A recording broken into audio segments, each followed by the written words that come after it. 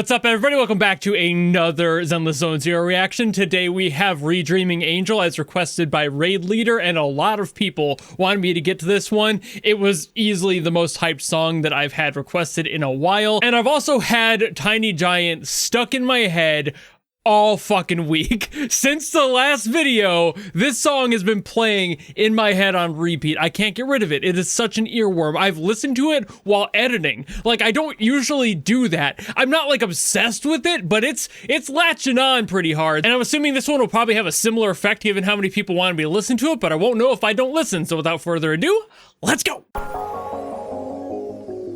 Oh no. Oh no, it's aesthetic as hell. Oh no.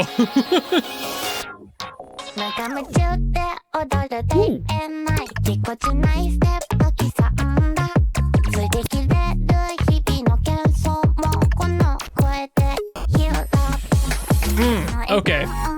You have my attention, firmly.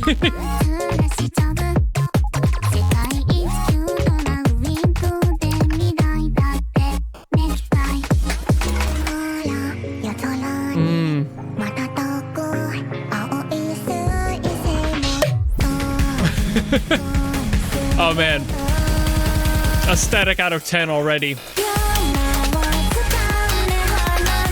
11 out of 10.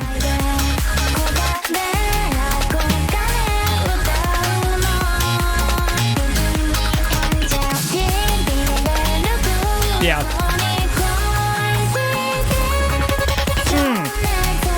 With the little vocal stutter there too.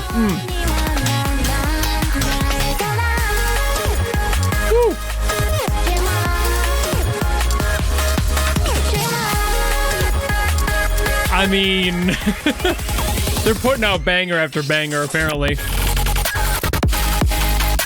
Not that they ever haven't, but...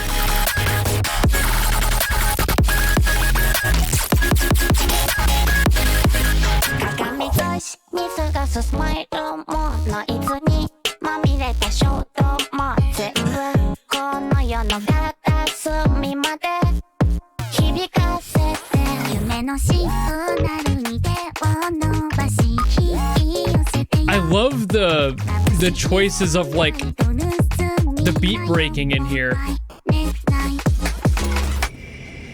Ooh.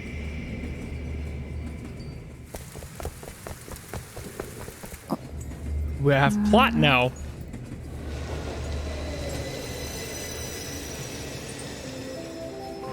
Finally, we made it! So far. It's kind of weird having English in the middle of that, but I get it.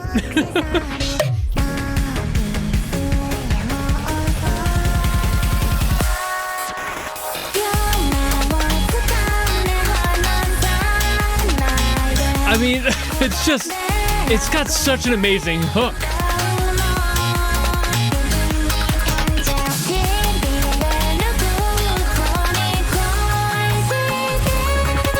I love that, absolutely.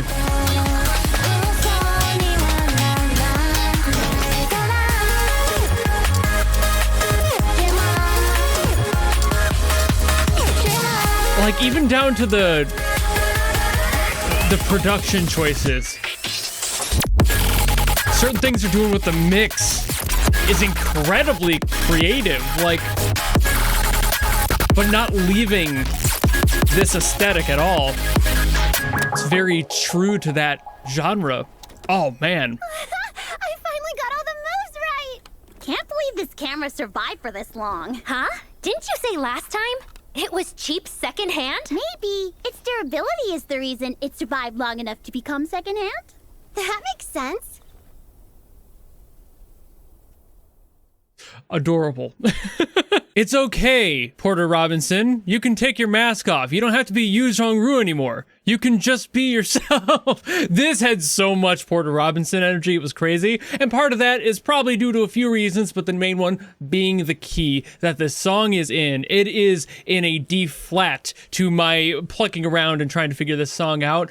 And that is something that shares plenty of notes with most of Porter Robinson's songs. He loves to use all of the black keys possible in every single one. And the D flat scale is mostly those. It's every single black note with 2 naturals on the white keys. So to play the scale for you here. Beautiful. The only 2 that are not black keys are those 2. And it just happens to be a perfect 5th. So why does this song sound like Porter Robinson? Why does it sound this way specifically? And why does it sound so goddamn uplifting, happy, joyous, and cute as hell? Well, okay, the genre itself helps a lot with that. The electronic stuff going on in here, the bubbliness, the bounciness of that, everything that feels very, like, kind of standard for this sort of thing where it's just this electronica borrowed pop, J-pop sort of feel. And they're doing it marvelously, by the way. It's just something that is a factor of this genre. But what makes it feel so damn uplifting and so bright and bubbly is all of the black keys being utilized. It makes it feel dreamy. It makes the whole song feel a little bit more like there is a hopefulness to it. Like, you get a lot of weird combos in here, like, that's just an F minor, right? That's going to be in there. But you can immediately feel that that's not necessarily a happy chord. But that's exactly the bonus of having these sorts of notes in here, these black keys, this being the A flat in here. If you were to naturalize that, you would get the F major instead. So that's the one we get in this key. We don't get this. We don't get that brightness, but what we do get is a little bit more flexibility for emoting with. And if you were to just adjust a little bit more about this, you would get like this one, which is like a G sus. It's huge. It's like an E flat, like D flat sus, somewhere in there. It's just, there's so much flex to this key, and there's a lot of flex to every key. I always say that, but what's nice about keys that are not standardized keys, the flat keys especially, they allow for so much more emotional pressure than the average major key would. While major keys have that ability if they need to, keys like D flat, utilizing every single black key, literally opens the door all the way. The entire door is all the way the fuck open. You can go anywhere you want. You can be as depressive as you want, as happy as you want,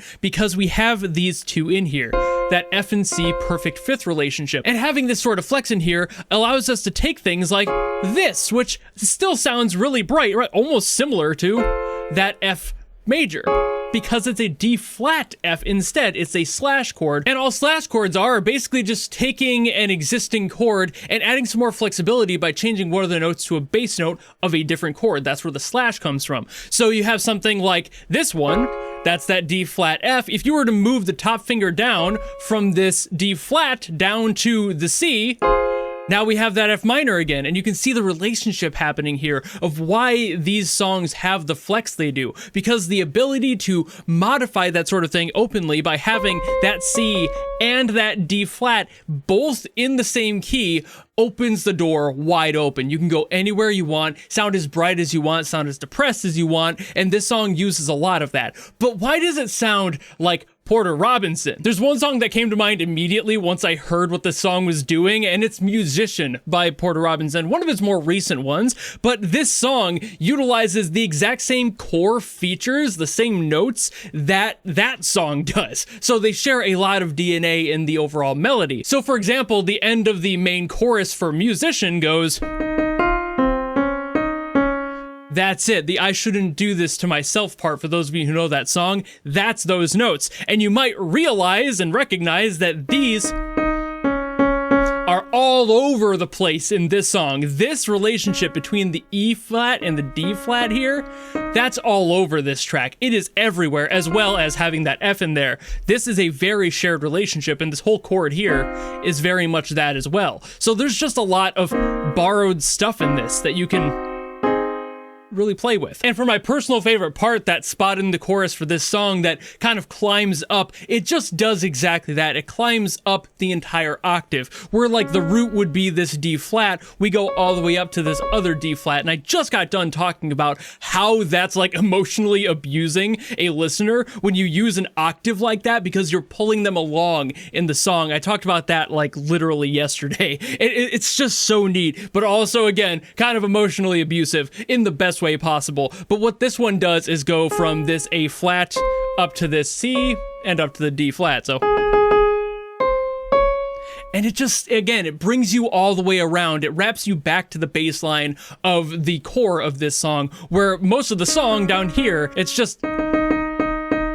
You've heard it, you've heard the song. Basically everything else in the song and the melody is around those exact two notes. You might get one or two that are a little bit different. It might go down to that lower C, maybe up to the F above it, but the bulk of it is on those two flats there. And again, that's why it kind of sounds like that Porter Robinson song specifically, because that one does that too, right in its melody, where it feels the most comfortable. When you're writing a song, you tend to write things, especially in the melody, around the tonic note, which in this case, because it's the first in the scale, would be that D flat. So working around that and keeping that as your bass line is in the DNA of working in any key. So that's why it ends up working out. But again, this song is also very just electro funk and future bassy, so that's another factor. It sounds kind of like Porter Robinson stuff because that's something he does a lot too and puts a lot of that DNA into his own work. So this song kind of doing that, but also with this like weirdly nostalgic backbone to it, and a lot of that does come from the visuals, which is why I was all like, ooh, it's aesthetic,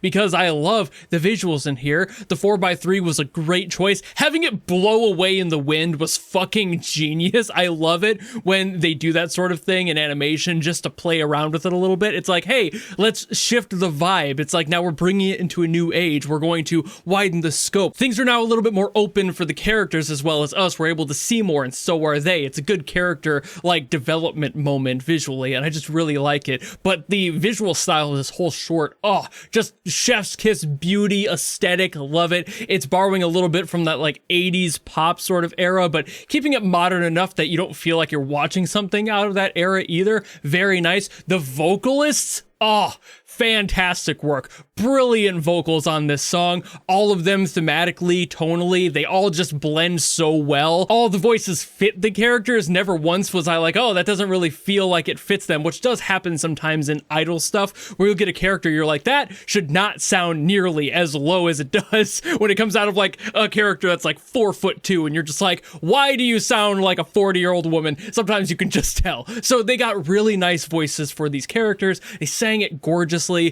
The lyrics also, which I did look up afterwards, make total sense. I have no real critique over them because they're just telling the story of people who are trying their best to get further in life and do what they can and being proud of who they are, but also striving for it. It's something that is everywhere in the idol scene lyrically, but they did it really well. The visuals helped tell that story, so I really didn't need the lyrics in this to understand what they were doing. That was very much a visuals thing, but still, the music, just, again, this uplifting feeling, the key they chose being D flat, it's just, oh, it all works. And it's really times like these where you listen to something, you watch something, and you're like, man, these people know what they're doing. You know, like, leave it to the pros to make something that fits in every single aspect so well. The characters, the designs, the animation, the choice of like having the characters in universe like kind of give shit to their own devs was hilarious. I just didn't comment on it because I was processing other things at that point, but I saw it,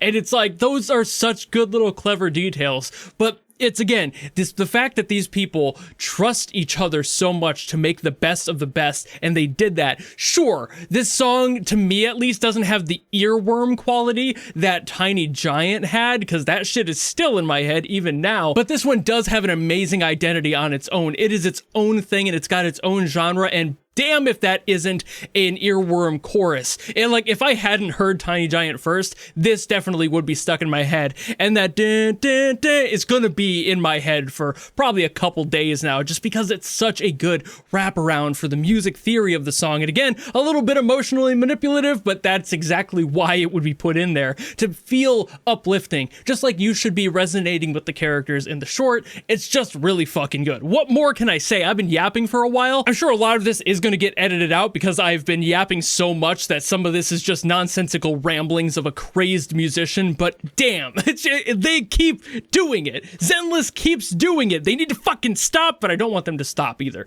Like, I want you to keep making stuff, but also give me a break. You know, like, let me have one song where I'm like, man, that was kind of mid. You haven't really done that yet, and I'm starting to lose things to talk about because I have to keep digging into the music theory because it keeps getting better.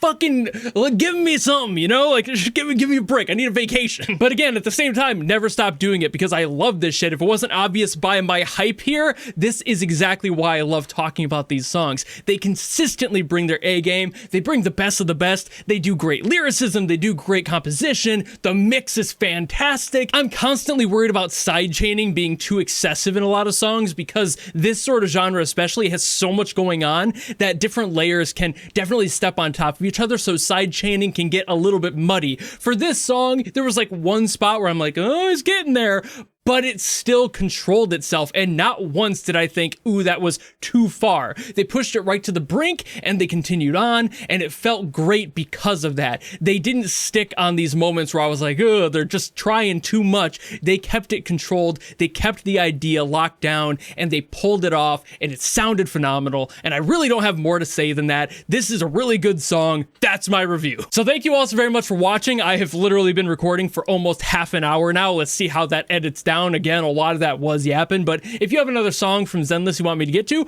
by all means, drop them in the comments below, and I will do my best as always to get to those. But if you don't want to do any of that, maybe just want to follow me and support me for more stuff coming in the future, you know how to do all that, and I'll see all of you in the next video. Goodbye!